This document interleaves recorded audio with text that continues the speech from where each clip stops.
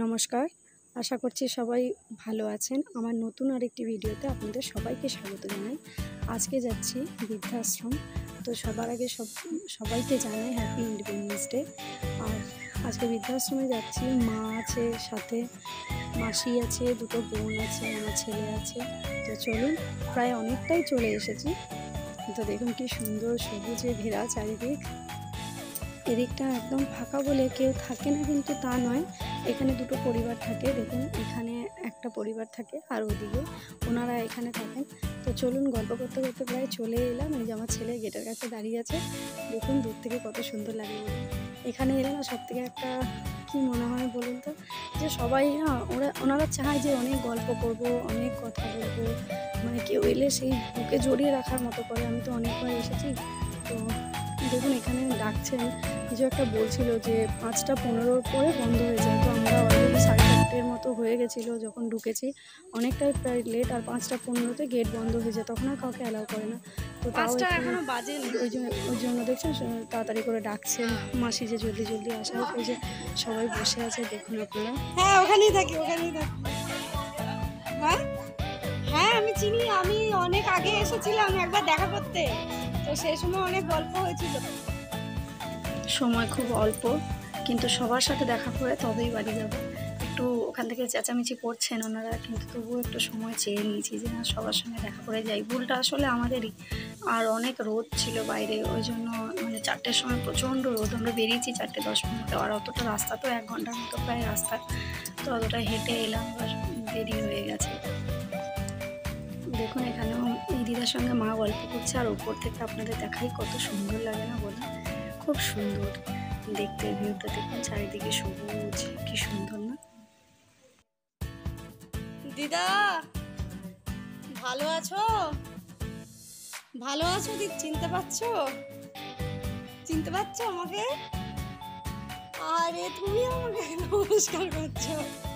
ভালো আছো দিদা? অনেকদিন পরে দেখলাম গো।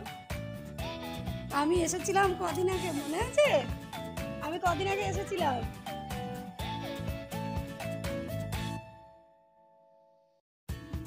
দেখছেন কেমন হাত দুটোকে নিয়ে বুকে জড়িয়ে রেখেছে, আমার মাকেও ডাকছে। উনি এটাই বলছিল একটু আগে যে জানো তো, আমার ছেলে আছে, বৌমা আছে, নাতি নাতনি আছে, মেয়ে আছে, জামাই আছে, আমার পরিবারের সবাই আছে। আমার ওদেরকে দেখতে খুব ইচ্ছে করে, কিন্তু ওদের আমি সারাদিনে একবার চাইলেও দেখতে পারি না। তোমরা আসো, আমাদের যে কী ভালো লাগে। কেমন করছে দেখছেন। সব থেকে কষ্টের মুহূর্ত না এটাই লাগে, যে আমাদের বাড়িতে বা আমাদের আশেপাশের প্রতিবেশীদের বাড়িতে যখন কেউ বেড়াতে আসে বা গরমে ছুটিতে আসে, তখন আমরা সবার আগে বলি কি চলো আগে বৃদ্ধাশ্রমগুলি ঘুরিয়ে আনি। এখানে এলে না সবার মনটা এমনিতেই ভালো হয়ে যায়, সবাই কত গল্প গুজব করে, আমরা সবার আগে এখানে ঘুরাতে আনি। আর ওরা এলেও বলে যে আগে ওখানে নিয়ে যাবি। কিন্তু সবার হাতে আমার সাধ্য মতো একটু একটু করে চকলেট দিচ্ছি, দিয়ে এবার তাড়াতাড়ি বাড়ি ফিরবো। আর বাড়ি ফেরার থেকেও কি এখান থেকে আগে বেরিয়ে যাব, কেননা ওনারা গেটটা লক করে দেবে। তো যাওয়ার আগে আরেকবারটি ভালো করে সবার দিকে চোখ বুলিয়ে নিচ্ছি, আরেকবার সবাইকে দেখে নিচ্ছি, সবাইকে একটু একটু চকলেট দিয়ে এবারে বেরিয়ে যাব এখান থেকে। দেখুন কি সুন্দর না রাস্তাটা, দেখুন কি দারুণ লাগছে দেখতে বলুন। আরেকবার প্রাণ ভরে দেখে নিলাম, আবার কবে আসবো জানি না। চলুন এবারে বেরোই এখান থেকে।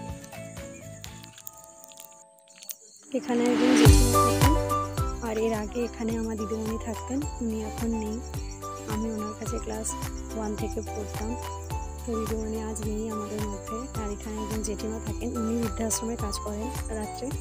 তো দেখুন জেঠিমা যে থাকতেন, জেঠিমার বাবা কাকা ওনাদেরই মানে বাড়ি এটা। আর আপনারা হয়তো অনেকেই শুনেছেন যে এখানে দিদিমণির বাবা কাকার নাম করে একটা কাপড়ের মিল ছিল, সূর্যনগর। আর অনেকে শুনেছেন সূর্য বোস, অনিল বোস, এনারা দিদিমণির কাকা ছিলেন। তো সেই সূত্রে দিদিমণি এখানে থাকতেন। আর এগুলো হলো সেই মিলের কোয়ার্টার, কাপড়ের মিলের কোয়ার্টার।